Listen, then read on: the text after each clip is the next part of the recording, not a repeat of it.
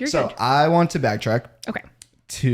It was June of 2023. Yes. And introverted me went to the pool at our apartment complex. You were dropping some eaves. I was dropping eaves. Oh yeah, I 100% was. Dropping eaves. I 100% was. And the reason why she says that is because Tess over here was talking about her amazing trip that she just went on. Yeah. And I was like, I'm supposed to, because I was just listening to a sermon where it's like, you got to be a Jesus person all the time. It's great to talk about God and like all these different things. I was like, oh my God, should I say something? Yeah, I'm so glad you did. Yeah, Yes, exactly. yeah. So I was like, hey, my name is Nick. I don't even think I said my name. I'm like, hey, you're talking about God. Can you repeat what you're talking? I actually knew you were listening the entire time. Because, did you really? Yeah, because you have a cross, a religious tattoo. did. And I think you had your cross on. And I was like, yeah, he's probably listening. And that's okay. Like, he'll get something out of this too. Because I'm that person too. I'm in airports all the time. So I'm like constantly listening to other people's conversations. And I love it. I think it's fun. Yeah. So I didn't mind at all. It was great. I appreciate it. You're welcome. Yeah. So I was listening and you were talking about your trip to Israel and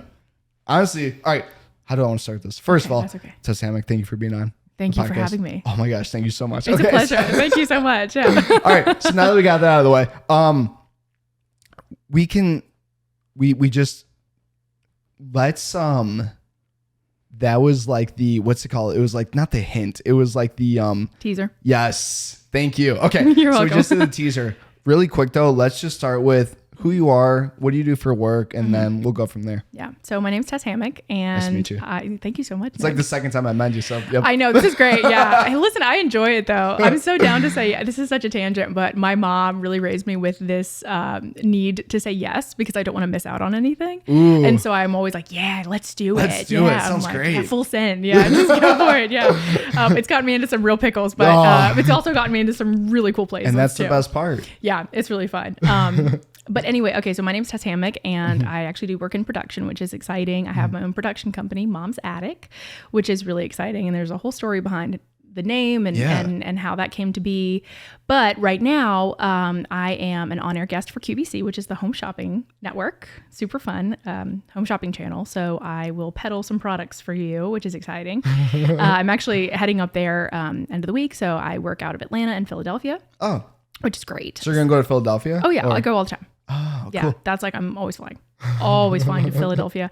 But then also I have my own show on Fox 5 Atlanta, which is on Good Day Atlanta. It's called Casting Call with Tess Hammock. And it's really exciting because it's really fun. Yeah. It's a blast because we get to show people who are not in the entertainment industry what it is, and people who are trying to access being maybe background actors or extras, people who have a desire to be in that industry, even if it's just adjacent, like working on a set, being a caterer for a movie, just some really great opportunities. And then general news about the entertainment industry here in Georgia, because it is growing so much. A lot. Wait, so you so your show is essentially to like teach people how to get these different things? Yeah, yeah, and it's exciting. And so we bring them castings. So okay, this is a good example. Cobra Kai. Yeah. It's filming season 6 here. And so we're like constantly bringing you these extras calls. And Stranger Things is always filming here too. Tyler Perry has a lot of productions here. Warner Brothers is going to be filming Superman next year. Yeah. Here at Trilith in Fayetteville. No way. Yeah. So we'll need extras for that too. And so like this is all kind of a public service to show people, okay, hey, if you want to be in the entertainment industry, this is a great way to do it.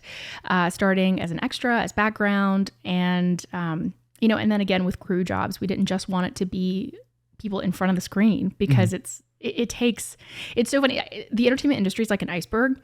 What you see on screen, like, the Barbie movie that was just released, what you saw on screen was great. It was maybe 5% of all the work that went into it. Yep. So much pre-production, post-production, everything. And there's so many people involved in it. That's why the credits are like 20 minutes long and they're rolling really quickly, but they take so long because there's so many people. So that was another way for us to have a public service. So if you want to be involved in it, but maybe you're not an actor, maybe you're not on screen, this is a great way too.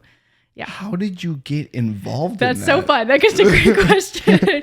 Actually, I'm very thankful. God was very kind with that because a girlfriend of mine we led a Bible study together for 3 years.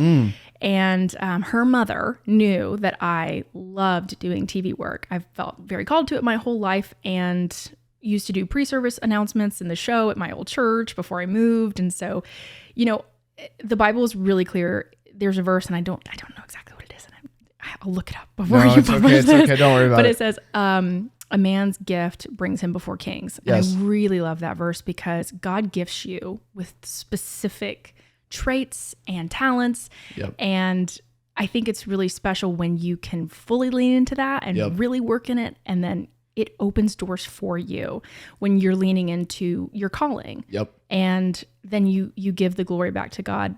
And Simone Biles said this. She said, the blessings come down to me, the glory goes up to God. And so I've always thought about that. And so sometimes I'm like, God, why do you continue to bless me? Like I mess up all the time. And, sometimes I'm not that smart. And, I'm just really kind of winging it out here.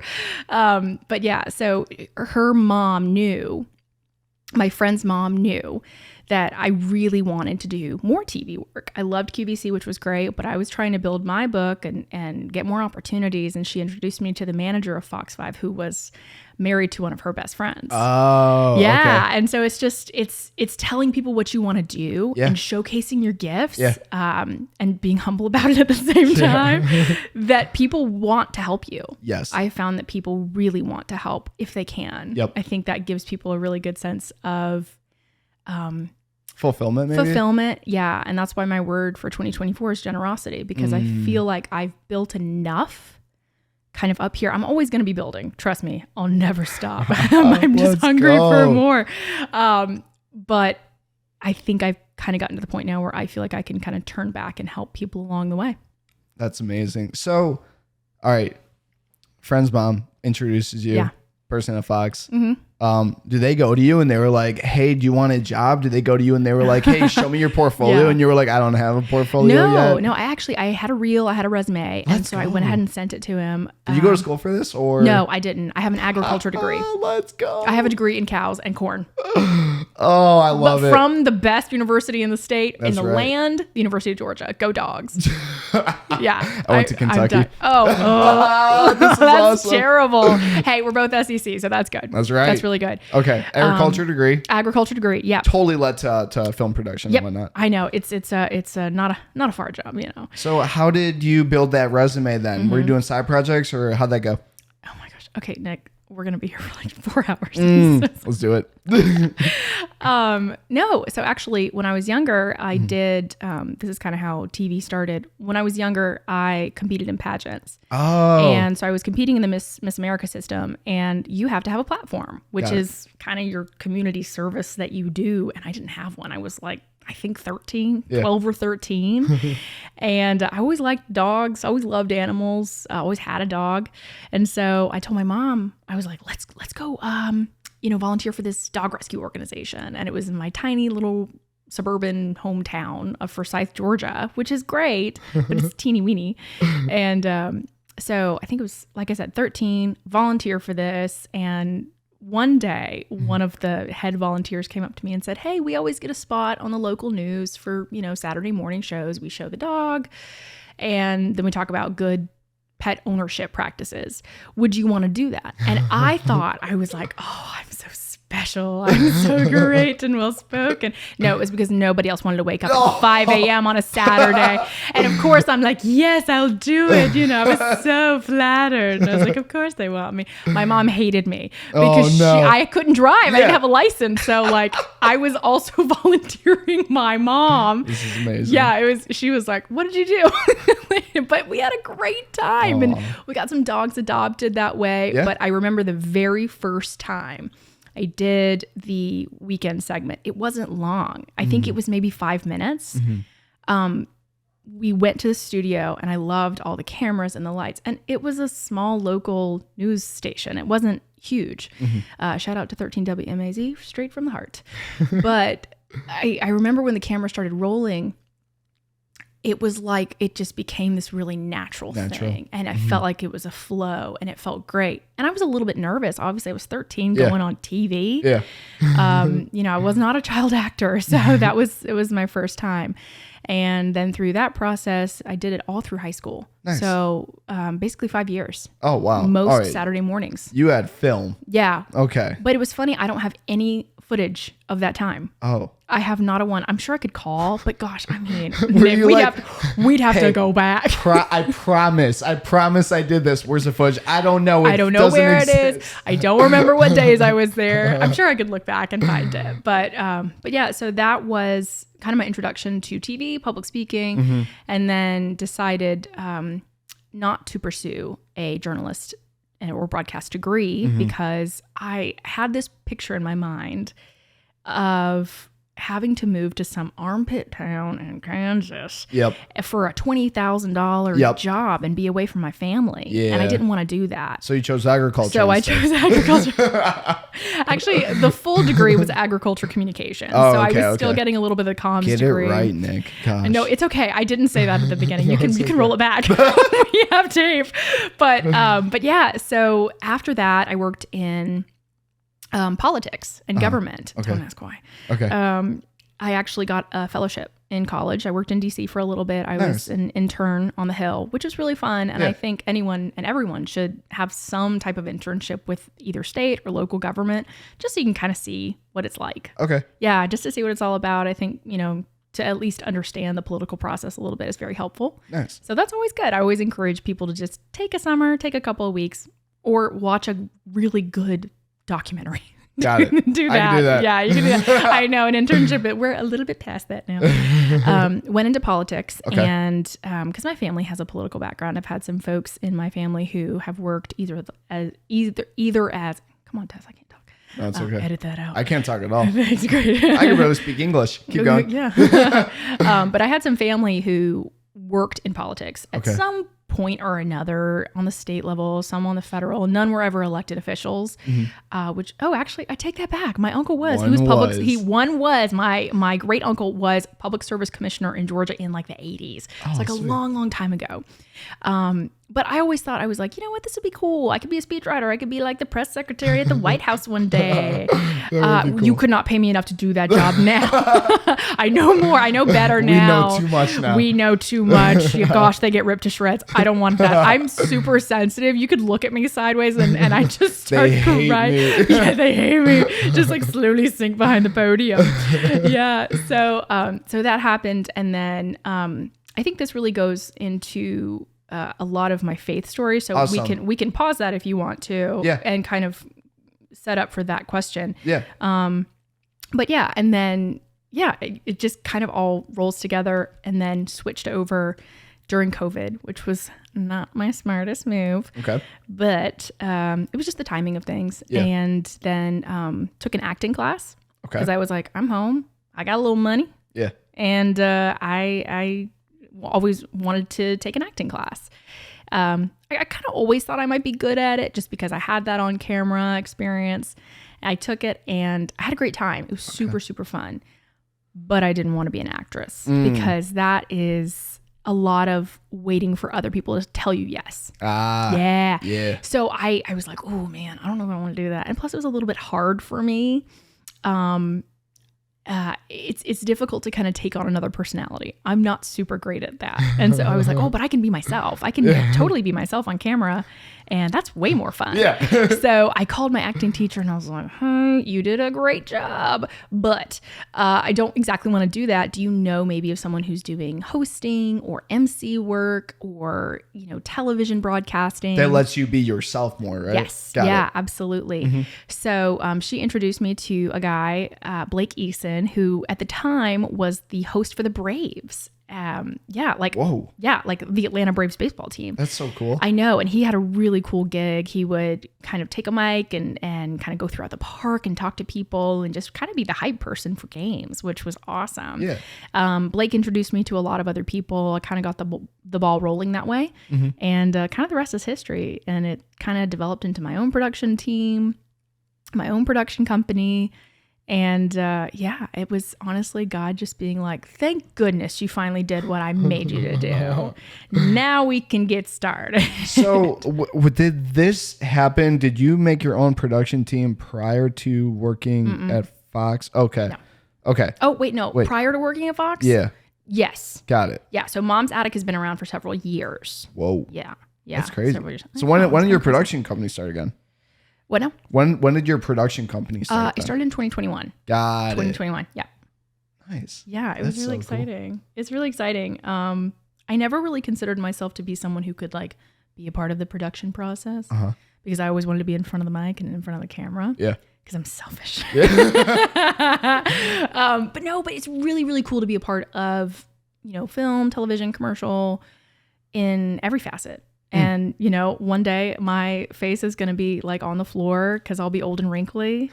And maybe I don't want to be in front of the camera anymore, but I still want to be a part of that process. And this is a really great way to do that. That's so cool. Okay. Fun. So let's go into your faith. Yeah. And how that is included in your life right now. Let's start back in growing up.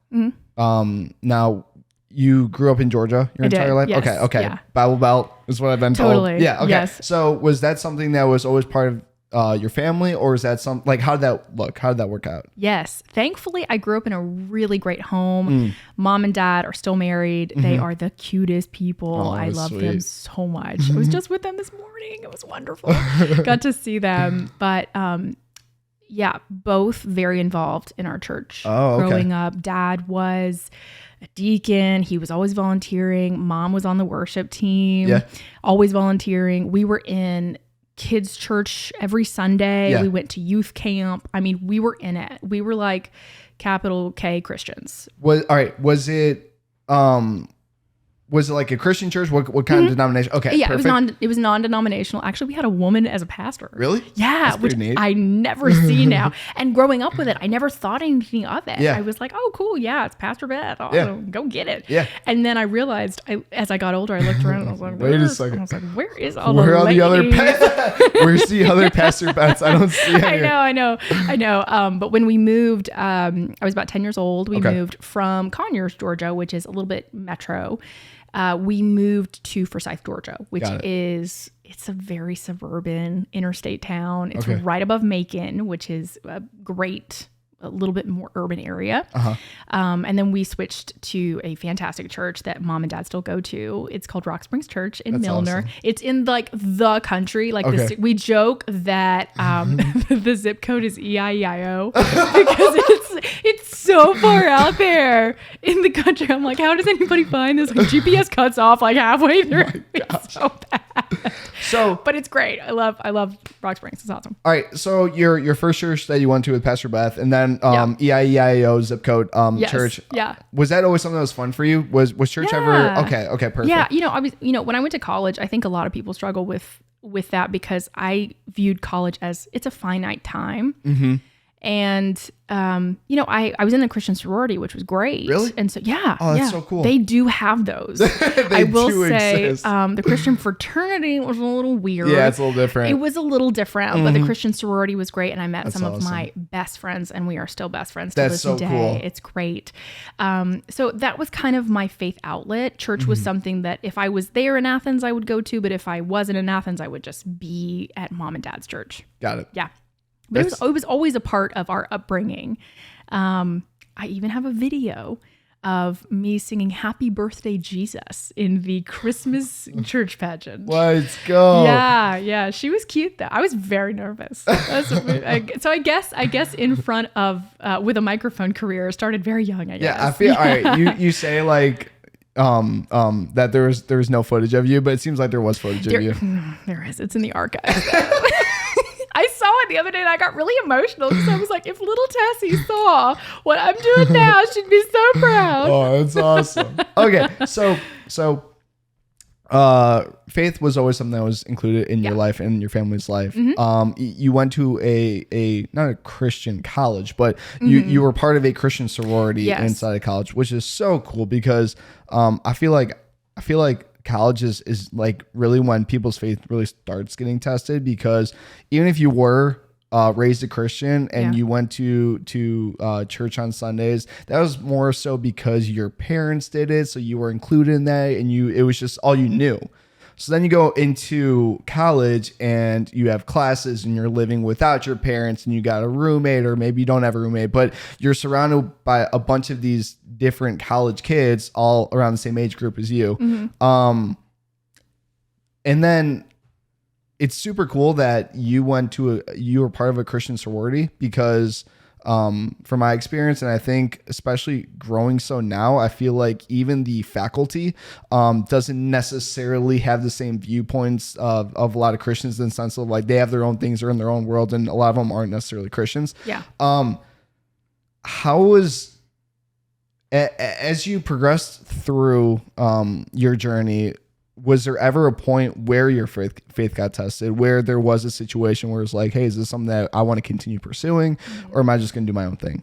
No, in terms of like college, no. I always felt very, very strong, but I think that spoke to the community that I chose to surround myself with, which is huge. Exactly. And that's been something that's been really challenging since moving to Atlanta is, I had my community in college, which was great. Yep. I have my community back home, which was awesome. And then living in Atlanta, that's been a little bit more challenging. But I think that spoke to, I was surrounded by other people who were also growing in their faith. So it felt like we were all kind of pulling each other more towards Jesus. That which was is great. in college? Yeah. Okay. Yeah. And post-college as well. Okay. And you attend Passion City, is that correct? Or I have in the past, Got yes, it. but I've also tried several other churches in Atlanta, which is great. There's a lot of great There are communities so here. many. There's so many. I'm still kind of trying. Christ Covenant is one I've been to. Free Chapel is another really good one. There's just a lot that you can choose from. So you mentioned your faith. All right. Okay, let's go back into.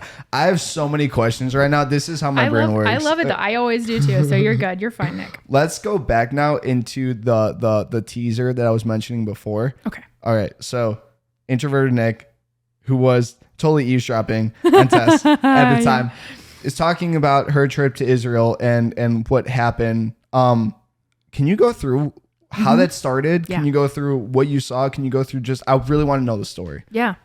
So, I actually had a really cool opportunity to get to go to Israel with my mom, and that was such a blessing. So that is a memory I will keep with me forever. But we went as part of a group through a tour group, which is awesome.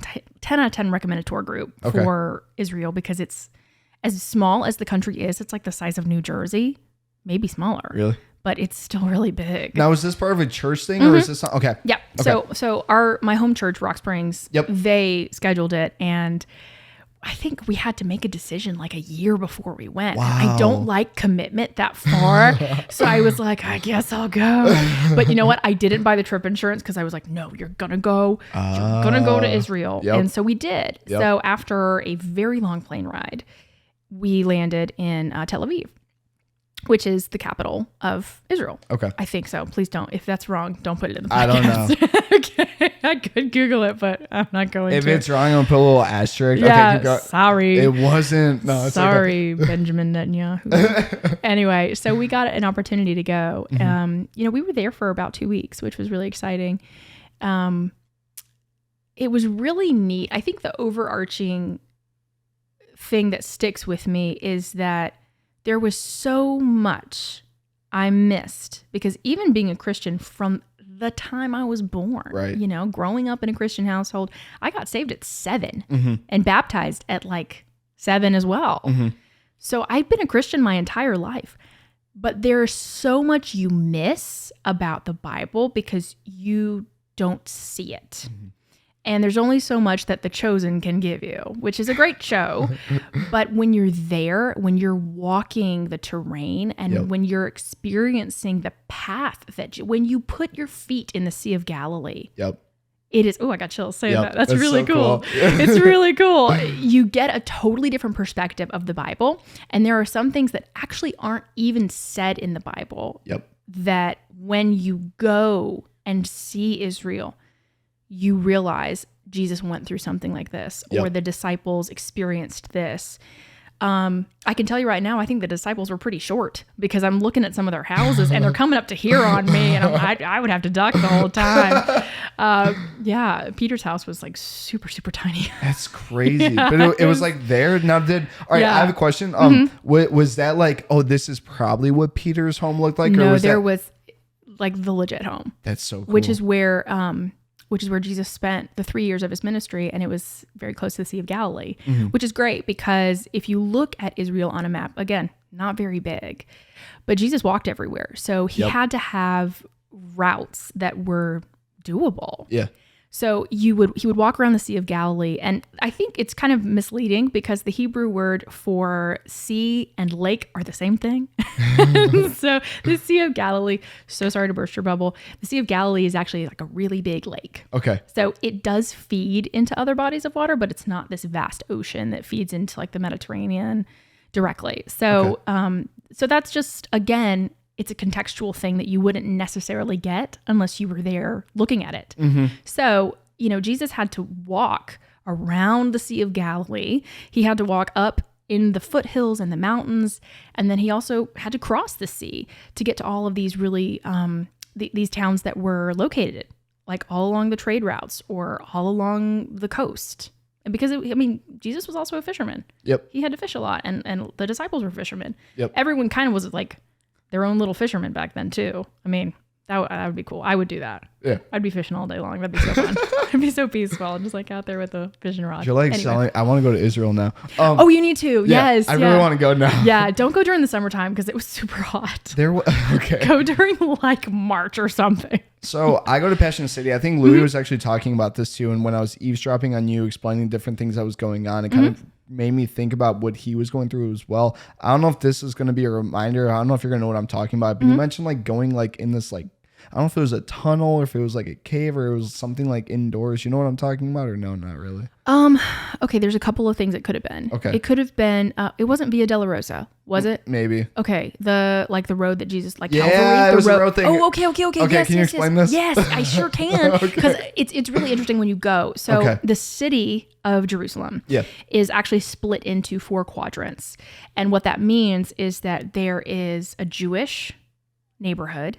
That's a nice way of saying it. Okay. And there's a Muslim neighborhood. Okay. And then there are 2 others that I can't recall right now. But there is, I believe it's in the Jewish quadrant, there is Via Dolorosa, which is the road to Calvary. It is the road that Jesus took the cross on. And it's really interesting because there are little markers on the walls all the way, all the way down the road, all the way to Mount Carmel. Okay. And so you can, it'll say, oh, well, this is where Jesus fell. This is where the man helped him with the cross. No way. Some of that is not accurate. Okay.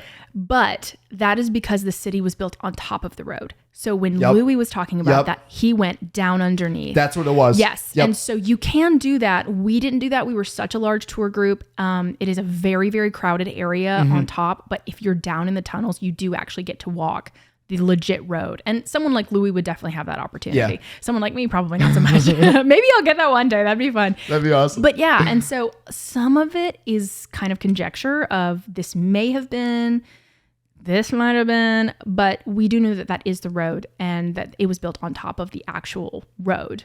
That's amazing. It's nutty. I have another question. Okay. Yeah. And I have some notes as well. Yeah. So one thing that was always hard for me was interpretation versus concrete. In the sense of, okay, so I think it was like a family member of mine talked about how they went to a similar situation where they went across the country across the country, across the world, I'm sorry, to a different country.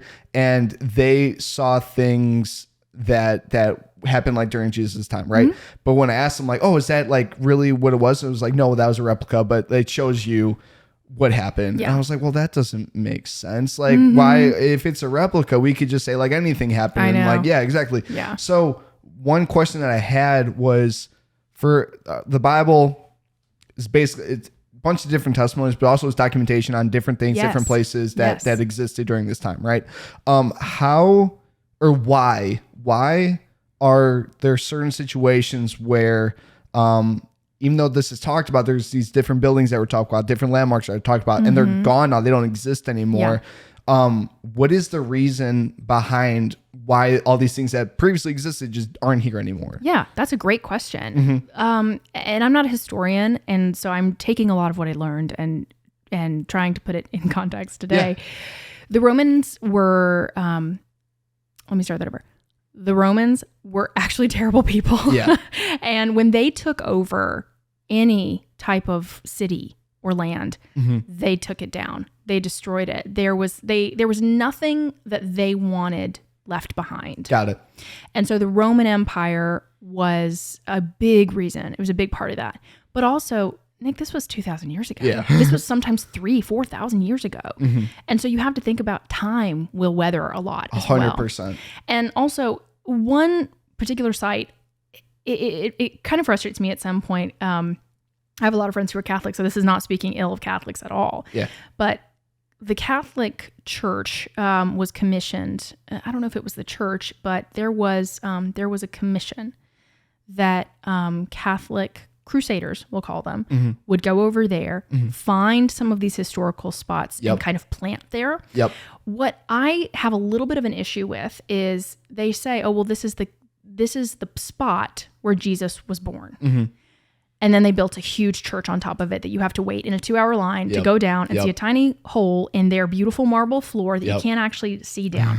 But here's my thinking is that Jesus's birth, no one knew at the time he was the Messiah. Right. Why would they have cared about a little baby being born in a cave? Yep. And so for them, I think it would be super hard to say, oh, well, this is exactly where it happened. Exactly. So for me to go over there and to see these beautiful churches, yeah, they're beautiful. Don't get me wrong. The Catholics do it up. They do a great job. Very ornate. But at the same time, it's just a representation. Yep. And so for some things we do have, like the disciples' houses. We know where that is. And you see it. That's so cool. It's so insane. They also, it must have smelled bad because it was such a small area and they didn't bathe very much back then. And it was like in the hot heat. It would, I think so. It's so cool that you won, and I really want to go because I want to experience this for myself. But that was such a hard thing for me. Was I would say the biggest the biggest part of me in my faith where it was like, hey, is this something I want to pursue? Is this not something I want to pursue? Was like, I wanted concrete evidence of proof that Jesus existed, proof that God exists. Because for me, it's like, yeah, like people could say things, but like, if I can't see it, if I'm not experiencing it for myself, then like it's really hard for me to be into that. And you're not the first person that said this. And when I asked you before and like you explained it, it really did make sense because, I mean, let's think about it. There's this movement, there's this Christian movement that's completely against the people in power, like what they stand for, right? So at the time, and I was asking my men's Bible study this. I'm like, why did like the Jews at the time like just hate Christians and like just try to torment them and basically try to shun them for so long? And it was because it was like jealousy of power. So like if there's this movement, like they're not going to want to keep the remains of that. They're not going to want to have proof of that. They're not going to want to be that. They're not going to want that to be able to spread. So yeah, that definitely answered my question a little bit. Yeah. No, I mean, and that's exactly why they wanted to crucify him. Yeah. I mean, it was the Jews. It was his own people that wanted to crucify him, which to me it's very hard to wrap my head around it. But my question too, I ask myself this: if someone today said, I am the Son of God, would I believe them? Would I? Yep. And I would look for that proof too. Yep. I think it was C.S. Lewis who said the Bible has not been tested and found wanting. It's been found untested, just completely. So that means people, and this is something I see a lot, is that there's not a lot of, let me dig into this and see. It's a lot of, well, that's not true, but they actually haven't read it. That's what I find happens a lot. Yep. And so anytime anybody asks me a question, I'm like, you have to dig to I can try to be a resource for you, and the Bible calls us to be, but at the end of the day, it is important for people to have that personal study. Yep. You know? To add on to what you just said, it's funny too, because I was just talking about this yesterday where it was Acts, I believe, chapter 17. It was either 17 or 18. I think it was 17. But one of the verses inside of it basically said, like, I think it was Peter and Paul. They basically went to Jews and they were explaining what happened. And then they turned to scripture. Some of the Jews turned to scripture, and then they believed them. So to go on to what you were saying, like, people could say something, like you could hear from somebody, but the powerful thing is, all right, I'm going to listen to you. Then I'm going to turn to scripture. I'm going to see for myself. Yeah. And I think you should do that for any pastor you listen to, any podcast you listen to, any song, any worship song, because a lot of times, and I think in America, I know we're totally getting on a tangent. We'll get back on topic. Nah, this has no tangent. But no boundaries. You know, in America, I think we're so used to being spoon-fed all of this information because we go to Facebook for advice. We'll go to WebMD for a quick, diagnosis, which I'm always dying of cancer. I'm always dying of cancer. Find out you're dying of cancer. But Christianity and the Bible is not WebMD. No. There are ways you can look at it. And again, the Bible's really clear about a lot of things. It is. Some things it's a little bit more nuanced on, but for most things, it's pretty clear. And so I have to challenge myself to do this too. This is not just me being spoon-fed information. This is me putting it in application in my own life and then doing my own study, because when you're sitting in a crowd of people at church, which we're called to do, and that's wonderful. Yeah. I can't really stew on that information. Yes. I can't sit with it and apply it to my life in as deep a way as I could if I'm sitting there in my quiet time. I'm reading scripture, listening to worship music, just talking to God. I mean, like, let's just talk to God, right? I mean, that's pretty easy. Yeah. And yet it can be so hard. But yeah, so that was really cool. And again, kind of circling back to Israel, being able to be there myself and to see it. One thing I really wanted to talk about, because to me, this was the most impactful moment. I did not cry on this trip, which was surprising because I'm a bit of a crier. I mean, I can look at a dog and the dog will be fine. You're so precious. And I'm just like sobbing. Just my family dog, Teddy, is the sweetest dog. And sometimes I'll just be looking at him and I'm like, oh my gosh, you're so perfect. And I'll just start crying. But the coolest thing to me, we went to all these high points. We went to the Garden of Gethsemane, which was amazing. I did steal some olive leaves. Sorry about that. You're technically not supposed to touch the trees, but I definitely did. I read the sign afterwards. Your secret is safe with me and the rest of the people that are watching. Listening to it. Fine. Everything's fine. Everything's okay. So we went there, and then we went to the supposed birth of Jesus. Yep. We walked a lot of the terrain, which was really cool. But to me, it was closer to the end of the trip. We went to, again, we were in Jerusalem. We spent a lot of time there. And we went to the place where Jesus was held captive, his last 2 nights on earth. No way. Yeah. And this is one of those things that the Bible doesn't really tell you. This is historical and cultural context that you would miss if you didn't go. Okay. So Caiaphas was the high priest who worked with Pontius Pilate to try and persecute Jesus. Right. And that went, obviously it's, we know the story, but it was really interesting because it was very illegal how they did it. Jesus and the disciples were in the garden and he was arrested at like 2-3 a.m. Highly illegal. You can't do that. So at the time that went against the law, but they did it anyway. Oh. Yeah. And so they arrested him, brought him to Caiaphas's house, which again, Caiaphas was the high priest. Yep. And Caiaphas put him in the prison in the basement of his home.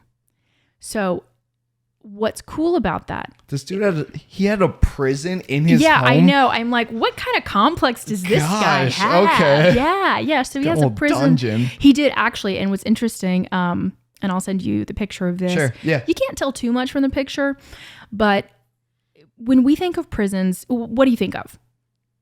I mean, disgusting. Like the structure of it. Like super, well, for me, it's like super like secure, super secure, right? Okay. Yeah. But you kind of, in today's terms, when we think of a prison, we think of bars and the door opening. Yeah, that's what you would think of, right? Yes. Back then, and the dungeon that Cephas had in his basement was basically a cave, a hole in the ground.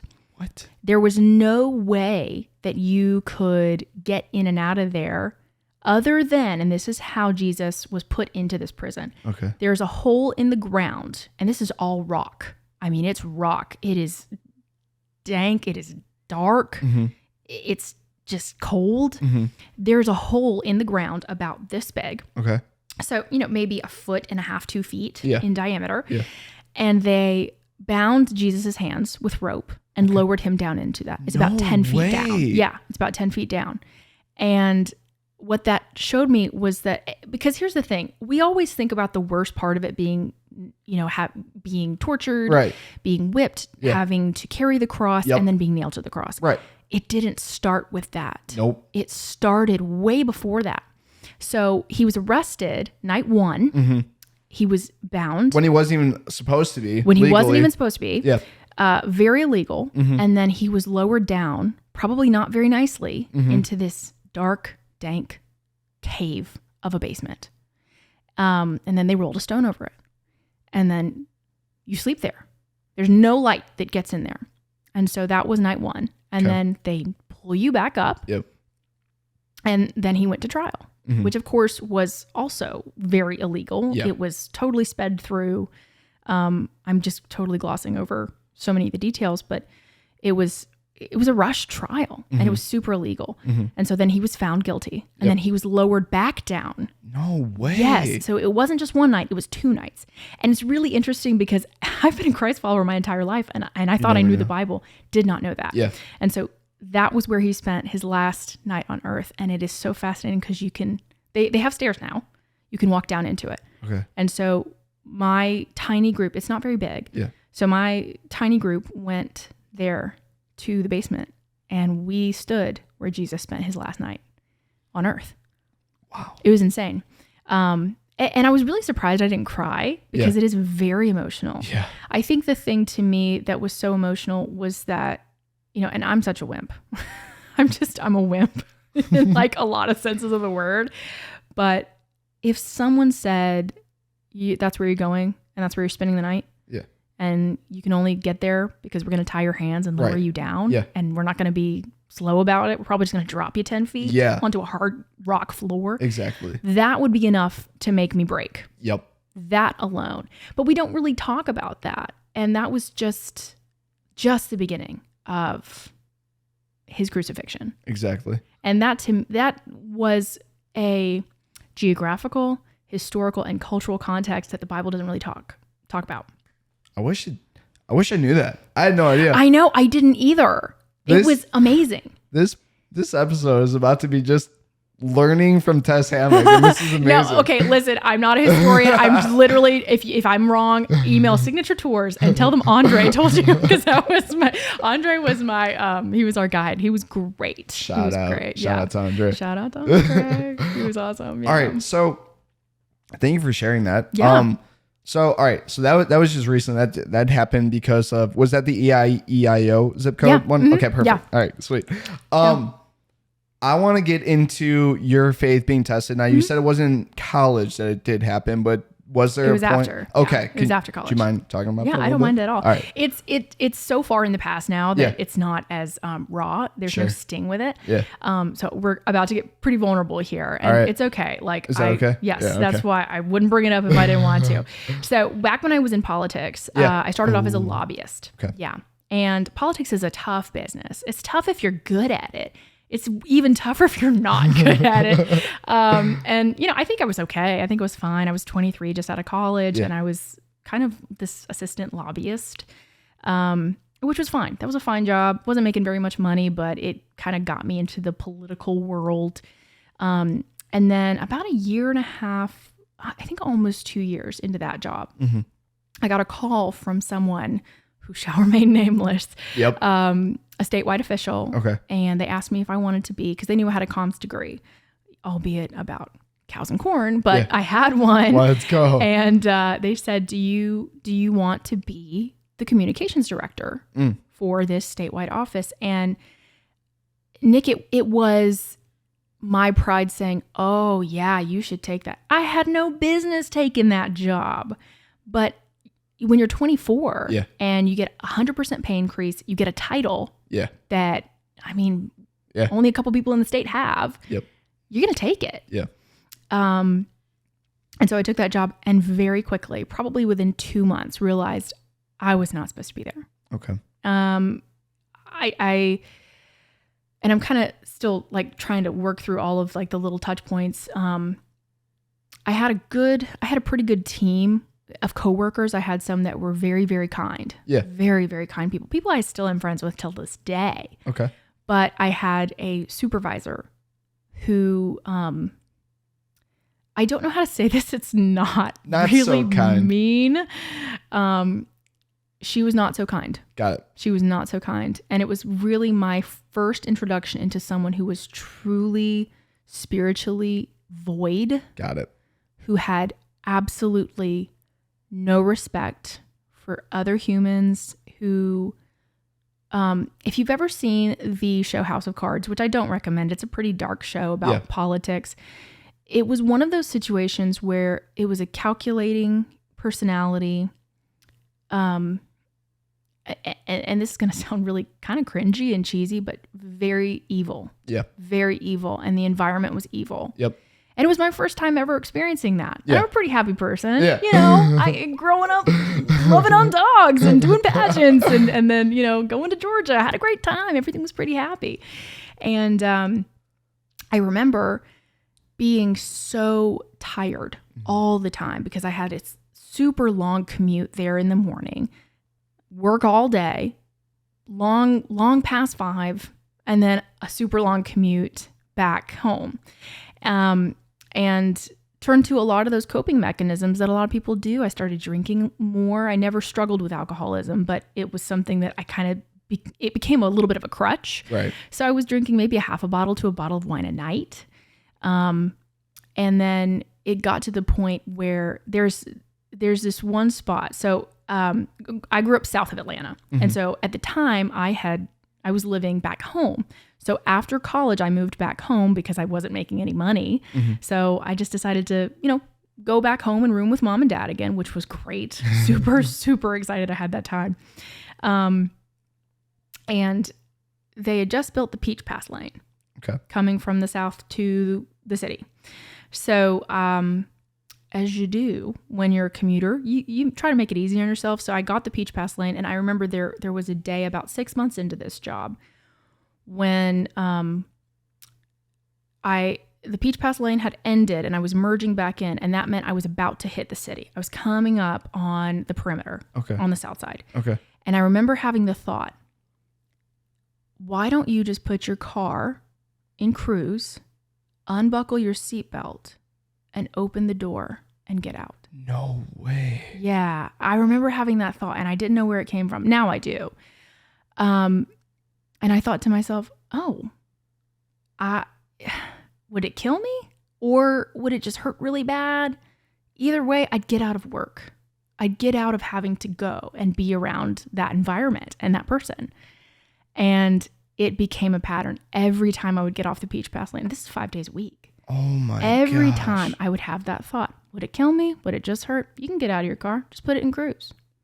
I don't know if that's how cars work. I have a different car now than I did then. And I don't know if you even can open the car door on the interstate when you're going 80 miles an hour. But yeah.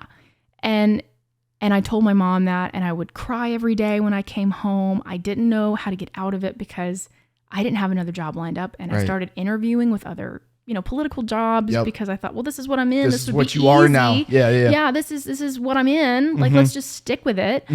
But there just wasn't any more jobs. There was nothing at the time. And so my mom and my sister and my dad, they came to me and they said, we want you to quit. Yeah. And I've never quit anything, especially not before a year of being there. So I chickened out a couple of times. But there was one song, it's by Lauren Daigle. It's called Rescue Me. I don't know if you've ever heard that, but gosh, I would just listen to that. And it was the only thing that was kind of keeping me going. And I remember being terrified to quit my job. because I was going from, 70,000 with great government benefits to nothing. Right. I had no job lined up. Yep. And that was the end of 2019. Okay. Several months later, what happens? COVID. So, thankfully, I was already still living at home. I didn't have to pack up an apartment or break a lease, which was great. God was really looking out for me in that way. But yeah. And so I finally worked up the courage to, I think my resignation letter had been written for like 2 months, but finally had the courage to just slide it across the table. I didn't say anything. I just slid it across the table and I said, here's my 2 weeks and I'm going to be gone after that. Don't worry. I'm going to train people. No worries. I don't know if you ever feel this too, but sometimes when I feel like things aren't happening fast enough, I'm just going to throw everything I can at the situation and hope something sticks. Yeah. When God is so not that way. He's just like, will you calm down? I feel like I'm like the little ADD puppy that God's like, just sit in the corner, just like chill for a minute. I got a plan. Just wait. Calm down. Yeah, that's not me. I like to describe my energy sometimes as a lab rat on amphetamines. Let's go. Anyway, so little lab rat over here. No, I was home and then, my parents' church, E-I-E-I-O. Yep. It's, I kind of looked at it as, man, it's this tiny church. It's out in the middle of nowhere. Like, what kind of reach are we having? Am I going to be able to grow here? Yep. I felt too good for it because I was already like working in Atlanta. Yep. I was like big city girl. Yep. No. It was great that I had no other option but to go there because I wanted to go back to passion. I was like, yeah, this is a big church. I'm going to get involved in the production part of it. I'm going to do this. It's going to be super fun. And then I was having a conversation with a very wise friend of mine who, she just is one of those people you always go to for advice because she was an RA in college. Okay. So she got really good at doling out advice. Yeah. So that's awesome. So I asked her, I was like, I want to go to Passion and I want to stay in Atlanta. I want to stay in that scene. But that's a lot of driving back and forth. Yeah. And she said, well, okay, you can, and she used the phrase we've all seen on someone's aunt's Facebook page, bloom where you're planted. Yeah. And it was, I was like, dang it. And she's right. So I decided to get really stuck in at Rock Springs. Okay. So were you doing anything for them or were you just attending? I was just attending. I didn't have a job. Got it. I didn't have a job. Yeah. I had some savings and I was living off that. Yeah. But no one was really hiring. Right. So kind of just did a bunch of volunteer work for them. And so just like every other church, when COVID hit, they went online. Yep. They also started a pre-show with 2 people. Way. Yeah. And it was so funny, Nick, because I was talking to God. I said, God, I'm not going to bring up that I have a background in this. I'm not going to ask to do it. If they ask me, I will do it. Okay. So they made it known that they were going to start doing this. Is that how it happened? Or so I started volunteering because at the time, they knew I had comms director experience. Okay. And the comms director at the church needed a little bit of like crisis management help, which was great because that's all I did all day long. In government, when you're doing comms, that's all you're doing is crisis management. That's it, which was great. It was never boring. I'll tell you that. So she and I became friends, and then COVID hit. Got it. Yeah, sorry if it's like in my head, it's a very smooth timeline, but sometimes I don't take people. You're making sense. Thank you. Sometimes I don't take people on my mental train, and I get called out for it all the time. No, it's okay. Like, sorry. That's why I'm asking questions. Okay, We're good. We're good. This is good. You're a good interviewer. Yeah. So I started volunteering with the church, and then COVID hit. Then they started going online, and they decided, well, we need someone to do announcements, just before the service starts, and to wrap it up at the very end, say thank you so much for coming. And that was when I said, God, I'm not going to tell them that I have a background in TV. Yeah. I'm not going to tell them I can do this. Yeah. I'm just going to volunteer wherever they want to put me. So I think I was chat hosting on Facebook or, just doing something small, kind of behind the scenes. Yeah. And then they said, would you want to do it one Sunday? We need volunteers. And I said, okay, I'll do it. That's not, not a big deal. Yep. Happy to help. Happy to serve. And I did it one time, and then I did it for the next 3 years every Sunday. Every Sunday. Awesome. Yeah. Every Sunday I was there. Vacations, sick.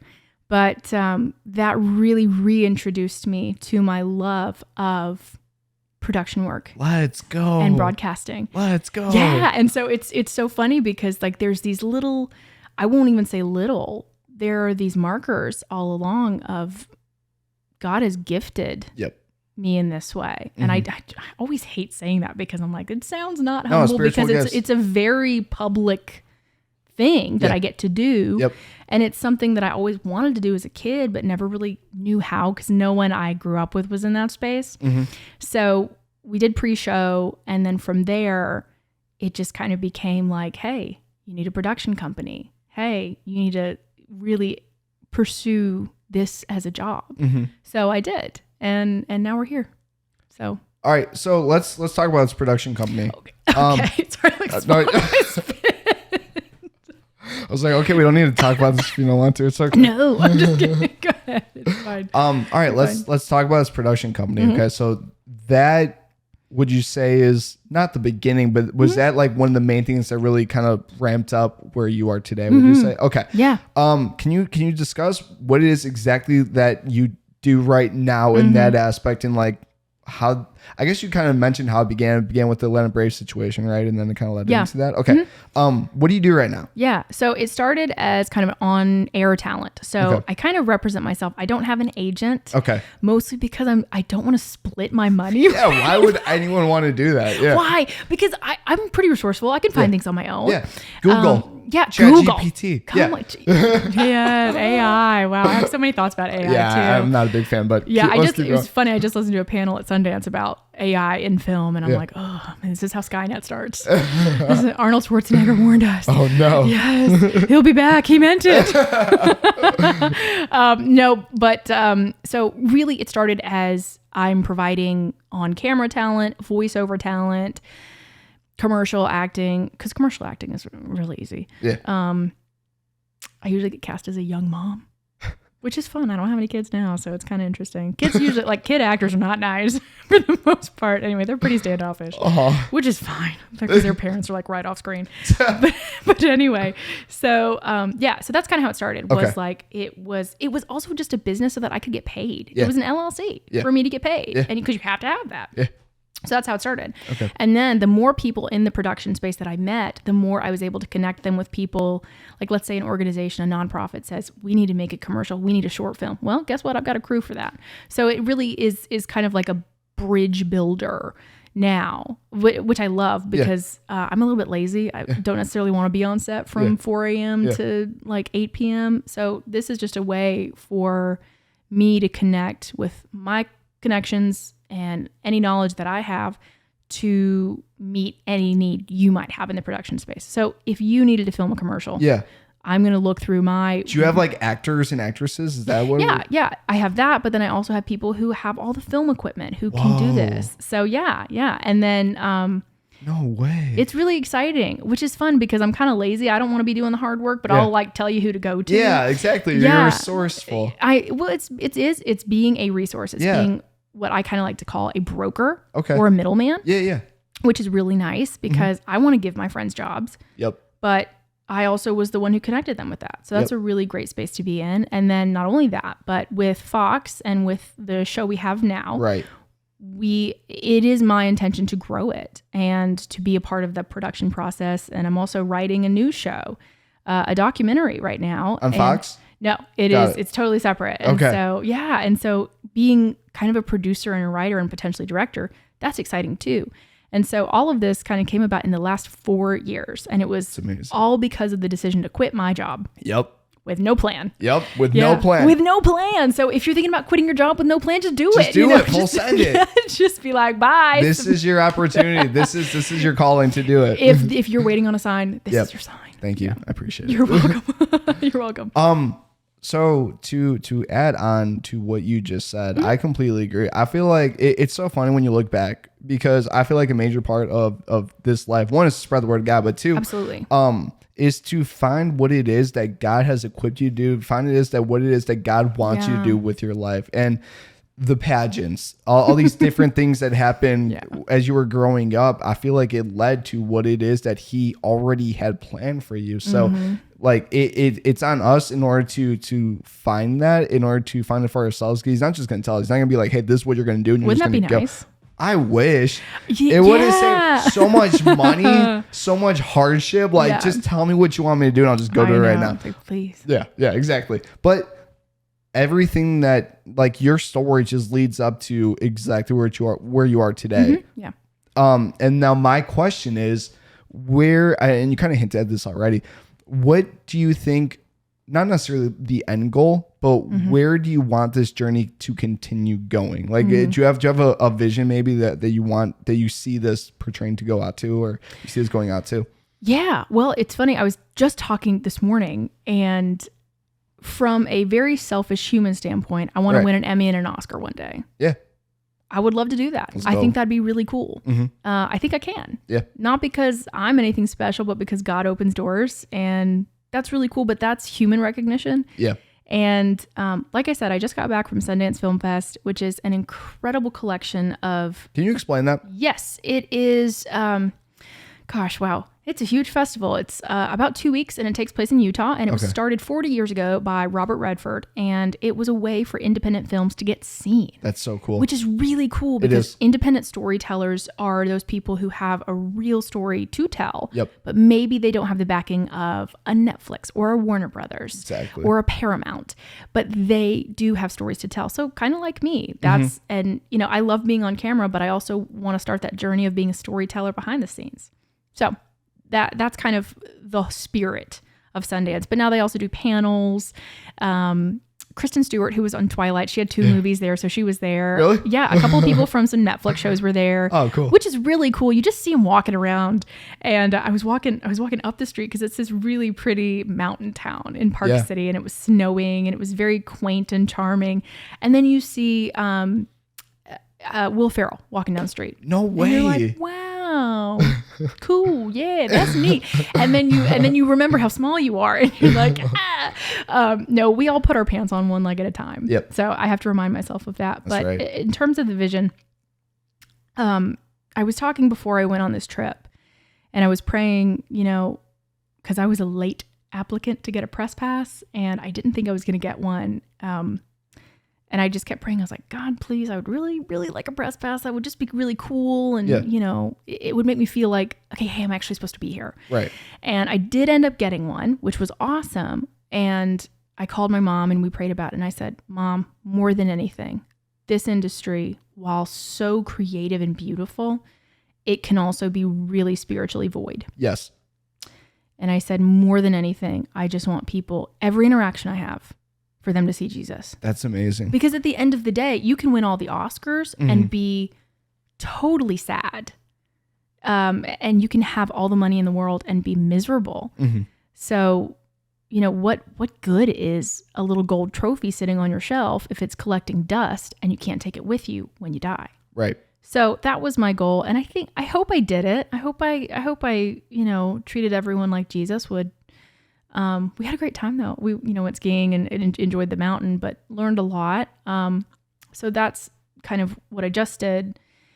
One day I'd like to submit a film to Sundance. That'd be really cool. That'd be so cool. That'd be so dope. But yeah, I mean, personal success, I definitely want to pursue this. I don't ever like to say, oh, I want to be married in 2 years with kids in 5 and, you know, an Oscar by the time I'm 40. Because you never know. I didn't know my life was going to do this 4 years ago. 4 years ago, I would never have been able to say, oh yeah, you know, I'm going to have my own production company and be on camera. I mean, I just wouldn't, you know, I think it is good to have a plan, but I think it's even better to trust the person who's going to plan for you. Amen. Yeah. Well, my verse this year, and I wrote it down because I didn't want to forget it. Okay. It's Psalm 139:5. Okay. And it says, God, you go ahead of all I do and you follow behind me. And so that's been my verse this year. I'm really excited to see what happens in the next year, what happens in the next 5 years. So yeah, it's cool to plan, and it's cool to have a vision board, and I love it. I get inspired by it. but I try not to put too much of a timeline on things. And I try not to say, God, this is how I want to do it, because it never works out that way anyways. I'm just like, okay, like, God, you know my heart and you know what I want, but I'm kind of along for the ride with you. What has helped you? Because I feel like it's so easy to feel like this is what you're supposed to do, or I'm supposed to do this right now. And then human nature, instant gratification, get something right away. Yeah. What has helped you be at peace with waiting for his timing? I love this question. Okay. So what has helped you be at peace waiting for his timing and keeping you disciplined in that walk to understand that even though you might see the end goal or you might know where he wants you to be, like you're going to put your faith in his timing versus yours? Well, it was me. I always kind of view myself as a late bloomer. Okay. In every sense of the word. Okay. I had a unibrow by the time I was like all the way up until 16. I don't think I was very cute in college. I was homeschooled in high school. And so going from homeschool to being at the University of Georgia, I didn't know any of the fashion trends, nothing. It's okay. I mean, and I always wondered, I was like, why aren't guys asking me out? Well, I can see pictures and I know why. Gosh. I know why, Nick. It all makes sense. I'm very now. aware now. Oh my but, you know, of gosh. course, when you're in it, you're like, you know, just totally blind. Someone should have handed me a pair of tweezers. Like, it was like I didn't, like, none of the pageant stuff stuck with me. Just kind of like shoved it in a corner. Just went away. Yeah, just I was like Miss Congeniality, but at the beginning of the movie before she gets the makeover. It was kind of like reverse Miss Congeniality. I'm not that cool though as an FBI agent. No, okay. No, I think this was a really cool experience I had in high school. Okay. So I did 4-H growing up, which is a positive youth development organization. Nice. Super, super cool. It's still around. It's like the largest positive youth development organization in the world. Okay. So I've always been one of those people who wanted to be, you know, if it was achievable, I wanted to achieve it. Right. And they had state board. It's called state board. And so 9 4-Hers, like high schoolers from around the state, got to be on state board. And that meant you got to go to the Capitol and do really cool stuff. And you represented the organization. So that was the top tier. But then there were also, the state was split into 4 quadrants. And I was in Northeast. And that had a board too of, I think, 5 or 7 people. Okay. So I was told, I was going into my senior year of high school, and I was told, hey, if you run for Northeast District, you'll be president. Okay. People were really confident. They said, yeah, you definitely could be Northeast president. That'd be cool, you know? Yeah. I love president. All right. Making decisions. Sweet. But I really wanted to be on state board because it was bigger. You could travel more. You got to meet more important people, and it looked more impressive from a leadership standpoint. Okay. So the timing of it was really awkward because the district you ran for before you ran for state, but if you won district, you couldn't run for state. Okay. So what I did was I was talking to my mom. My mom has always been like my sounding board. She's always been great. Shout out to Kathy. She's great. I was talking to her and I said, I would rather not have this sure thing that everybody tells me I can have. And I would rather risk it, because if I didn't make state board, there was just no board. I was graduating high school. I couldn't go back. Okay. And then I would have had nothing. Yeah. But I was willing to risk it for the great. I was willing to give up the good to get the great. And that God does that so much in our lives anyway. Yep. And so I didn't run, let the application go by, ran for state, and did not get the first round. Oh. Yeah. And I remember I was like, oh, did I make a terrible decision? What have I done? Yep. By second round, I did get one of the 9 spots. Okay. Ended up being the correct decision. And I've actually kind of used that as my litmus test of, am I brave enough and do I trust God enough that if I wait, if there's margin, because I don't like margin. I'm not a fan of waiting. I'm not a fan of just saying like, oh, I'll just wait for my treat at the end. Yep. No, I want it now. Yep. I'm very impatient. It's one of my traits. Patient and stubborn. Yep. Which Peter was like that too. So, okay. There you go. So we'll just throw that in there. But that was a really great way for me to test my faith at a very young age, because I just remember having a lot of peace and praying about it. I was going to say, did you feel like God was directing you to wait? Absolutely. Okay. Absolutely. Yep. But it's the world saying, well, you can have this now. Yeah. You can have this right now if you want to, and you can have Yep. a really good, Yep. Like you can have this apple now if you want. Yep. It's a good apple. Yep. It's a Fuji. Yep. Or a Honey It's a Crisp. Fuji. Whatever floats your boat in terms of apples. But if you wait 2 days, maybe you can get an edible arrangement. Right.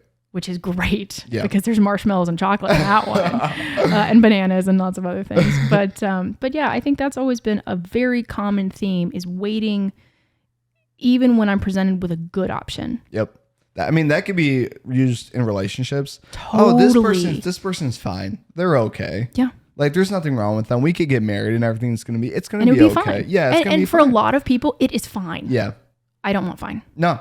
I don't want fine. My life has never been fine. Exactly. And I don't want any part of my life to be just fine. I think the biggest thing, and I love that you mentioned that too, was because that was the question that I was having, was like, okay, someone said that you're guaranteed this, but you wanted better. It was like, okay, well, was that Tess saying that she wanted better because she thinks you deserve better? Or was it because God put it on you where it's like, hey, like this is okay, but I have more planned for you? Yeah. And So- and that's part of what my verse of the year is all about, is that I want him to go before me. Yes. And even if it hurts in the moment, even if I'm very unsure, my mom is a stockbroker, so she works a lot in the market, like the Wall Street market. Right. And she is always talking about what can we do to either mitigate risk with your money, or do you want to take a lot of risk? And so I learned really early on that taking risks does come with the potential for loss. Right.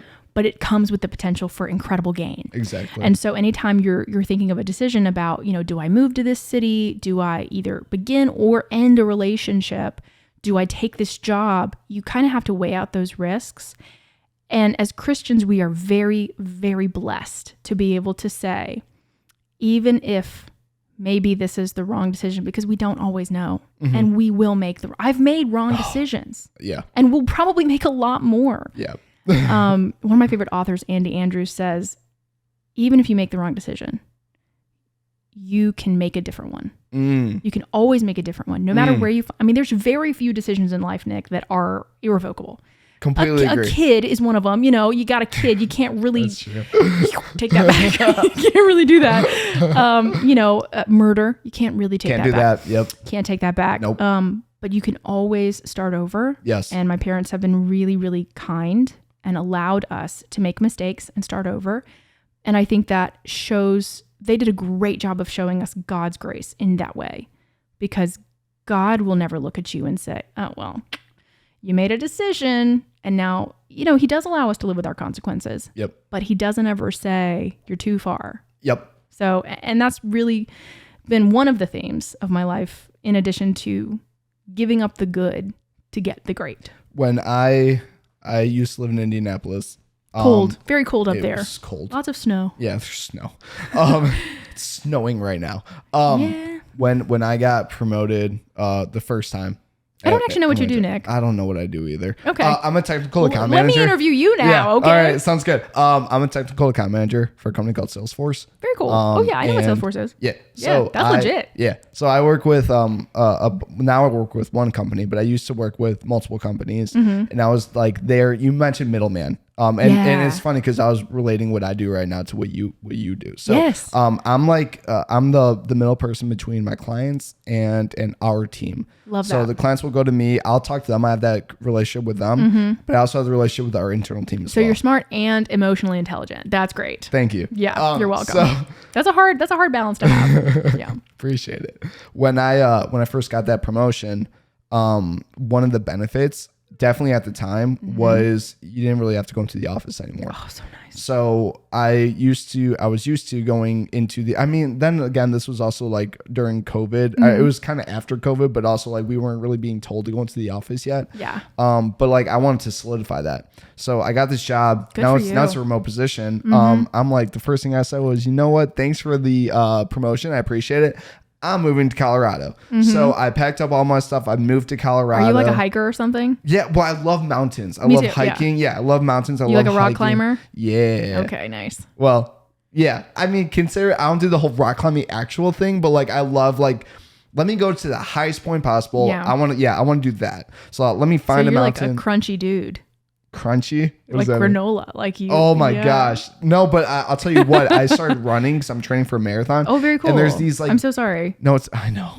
And it's funny too because like 6 months ago I couldn't run a mile and now I just did 13. Whoa. Yeah, it's insane. But That's there's really amazing. Thank you. I appreciate it. But there's these Yeah. goo things, okay? And there's these goo things in like Oh, I know what you're talking about. yes. Yeah. You do like little pouches. Yes, and it gives you caffeine and carbs and all these different things. And then basically, I know. it's like I a love cheat that. code. So like after I run like X amount of miles, I'm like, I need a cheat code. So I have this goo and it makes me, I'm like, all right, I'm ready to go again. I know. It gives you turn. Yeah. Yeah. So I go to Colorado because once again, it was like, and this was all me. Yeah. This was I was like streaming on the side or whatever, and I like had this thing going, and I was like, you know what, I want to do this. I want to go here, and this is all like this is gonna be amazing. And I definitely once didn't pray about it. I was like, this is all gonna be amazing, and I know it's gonna be good. Yeah, So I go there, and I hated it. It was like the first thing that happens was before I even go into like my long term house or like living situation. Yeah. I was in an Airbnb. Well, what happened was the person that I was doing the long-term Airbnb with like maybe like a sublease for her condo. So like that's illegal. So I like go there and like I when I try to get out of it, I realized like, oh, I can't get out of it because I just signed a lease like for this condo. So like Ooh, you're Airbnb, yeah, they took care of it, but like that was terrifying. Yeah. Then I finally go to my long-term house or whatever, and it was just a terrible situation. Everything about it was bad, and like my faith in God was just diminishing. It was Really? decreasing. There was like nothing going. Like first of all, Colorado, not like Georgia, No, in the sense very of like, different. yeah, Georgia, Christian, like churches everywhere. We just talked about that, right? Like churches literally everywhere. I could go 5 minutes away and you got Passion City, Cumberland right there. Easy peasy. Yeah. Not necessarily that case in Colorado. Yeah. So I wasn't going to church, wasn't diving in, wasn't reading scripture. Everything was me. I got this brand new job that was paying me even more money. I got, I was streaming and I was doing that, and I was surrounded by a bunch of people that didn't believe in God. So like that'll suck your yeah, energy away. it just takes out all of your energy. So going to the whole diving in and praying about it, like what got me through was when I couldn't take it anymore in Colorado. My sister and her husband live here in Georgia. Stay with them for a couple weeks, and I was like, oh, like this is peace. And it's so funny because my cousin is my coworker at Oh, that's so Salesforce. fun. Yeah. And we have like almost the same job. I mean, now he's a manager, but whatever. All right. So I hate it's okay. Like it's funny because like I'll interview one of my Did you things. catch who was a manager? Yeah. I think Nick was a manager. He's No, mentioned he's it. a manager. Well, he's the manager of a manager. So like I know it's not fair. No, it is fair. Wow. So it's so funny too because I like to train like all the new hires. Like that's the thing that I do. Fun. And when someone has him as like their manager, I'm like, oh, you have him. And I like make it a joke or I'm like, no, he's actually amazing. He's just my cousin. So I like to give him slack all the time. Absolutely. Yeah. So, where's it going with this? Okay. But one thing that he said to me was like, you're going to end up in Georgia with your family and like everything's going to be good. And I fought it because it's not what I wanted. I thought that I was supposed to go here. I thought I was supposed to do this instead. I was going to go to Colorado. I was going to be surrounded by mountains. I was going to have this life and everything was going to be great. Yeah. That was me. Oh yeah. I wasn't dropping in. I wasn't praying. I wasn't asking God where I was supposed to go. And so funny enough that when I couldn't take it anymore, I've wound up in Georgia, which is where he told me I was going to end up the entire time. Like that's when I found Passion City, which is so funny because one of my friends from college mentioned Passion City to me. Totally forgot it existed. I was like, okay, sounds good. Left my memory. Yeah. And then somehow I'm driving and like I find it. I'm like, okay, like, oh, I'm going to go here. I loved it. Like first sermon that I went to was Graham Parcher talking about how there's concrete evidence that proves that God is real. I was like, oh my gosh, Isn't I that needed perfect? to Isn't hear that this funny right now. how that happens? Yeah. Isn't it when these little coincidences end up being exactly what the person needs? Mm-hmm. Unbelievable. It's almost like God exists. Oh yeah, he does. So like that's basically what it was for me. Was I ended up coming here, and like it's so crazy because when you do ask God, when you do pray, when you do say, God, this is like I can't do this anymore. Like I'm gonna put all into you. I'm gonna give you all control. I'm not gonna try to control my life anymore. I'm gonna let you do it. Just take me where you want me, and we'll see what happens. It's funny how you said those irreversible things that you thought were irreversible, those events that you thought you were stuck in, that you thought you couldn't get out of. Yeah. All of a sudden they just magically, like, everything solves itself. Well, touching on that, 2 things. Number 1, read your contracts. And number 2, trust God. Always read your contract for sure. I have a lot of friends who are attorneys. And so, that's one thing I've learned from them. Read your contracts. Yep. But yeah, I think that's a really great point. And it's like Jonah. That kind of reminds me of the story of Jonah, because I'm sure he was feeling like things weren't going very well for him either. So you're probably in some good company there. But I think that's why the Bible is really encouraging, and it's really, really quite beautiful, because it is just riddled with people who made mistakes and people who are so imperfect. Again, I feel like I'm Peter. I feel like I have so many of his traits because he was stubborn and wasn't great with his money. But no, I mean, it's really encouraging though, because you can find any situation I think you're in, you can find something in the Bible that talks about that. And I think with you, I see a lot of parallels between Jonah and you.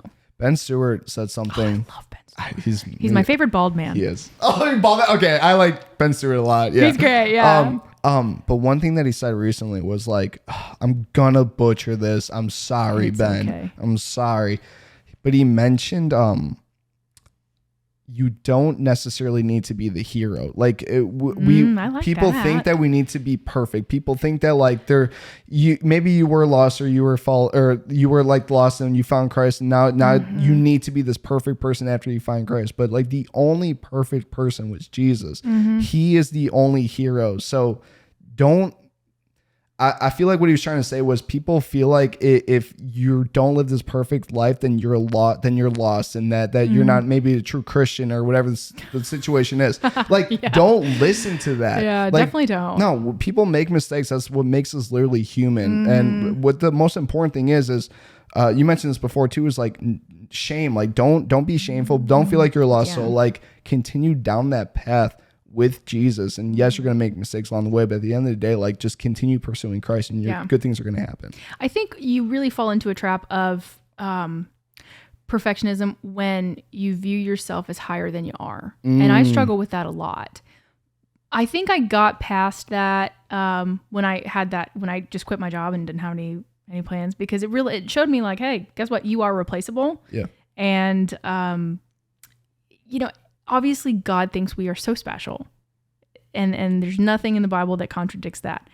I think sometimes we take ourselves too seriously. And that's when we fall into the trap of, well, if I don't make the right decision, then I won't be perfect anymore. You're not perfect now. Yep. Get over it. Yep. Like, I don't know, go do something really embarrassing and just bring yourself down a couple of notches. That's what I did. Yep. I mean, I don't recommend quitting your job without a plan, but it does a lot for your humility. Yeah.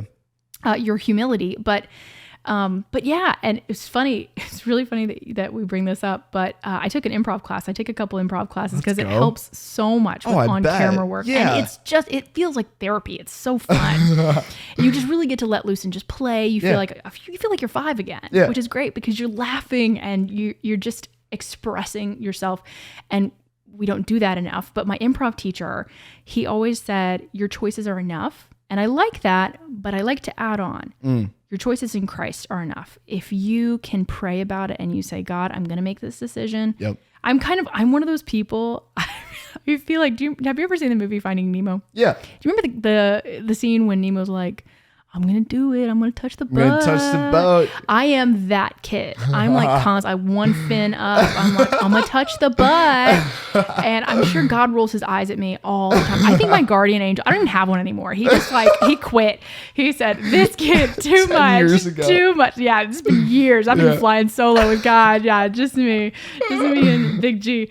Oh my gosh. But yeah, it's like, I'm that person that I'll almost kind of like dare God. I'm like, hey, do you see what I'm doing? Mm-hmm. Do you approve? Like what? Like I'm going to do it anyway unless you stop me. I think that kind of comes from the stubbornness. But even when I made that decision to take that job, and it took me through a terrible situation. Yes, I see God's handprint on it. 100%. Was it the right decision? Maybe not. Mm-hmm. Did it end up being the right decision? Absolutely. Right, your story.